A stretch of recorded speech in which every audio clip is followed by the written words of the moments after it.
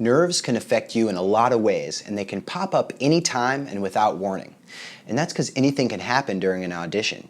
You could trip over your shoelaces in between excerpts. You can accidentally call the proctor dad, or you could play the wrong notes in front of the greatest musicians on earth. And although nerves are a struggle for pretty much everyone, you can overcome nerves simply through your audition preparation. And this video is a 4-step strategy to do exactly that. This is day 11 of the 12 days of auditions, where each day I cover a different topic on how to take auditions. Step 1 to overcoming nerves is to make a list of every way that nerves affects you. Break it down and be really specific. There's 2 sides to nerves, causes and symptoms. Things like fear and worry cause nerves, and symptoms are things like shakiness and sweatiness. For example, they might be things like, I'm scared I'll get lost during an excerpt and stop playing, or I shake whenever I have to play softly. Step 2 is to brainstorm one possible method to overcome each item. Every problem has a solution, and it's just a matter of taking the time to find it.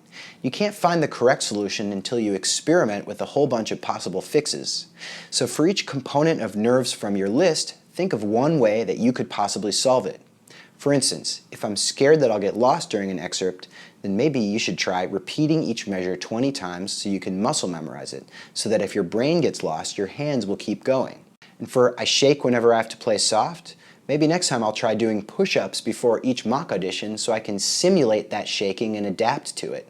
Step 3. In your next audition process, experiment by trying those possible brainstormed solutions. Add these methods to your plan so that you can see if they solve those components of nerves that you defined in Step 1. Step 4 is that after the audition, you should evaluate whether each one of those experiments worked.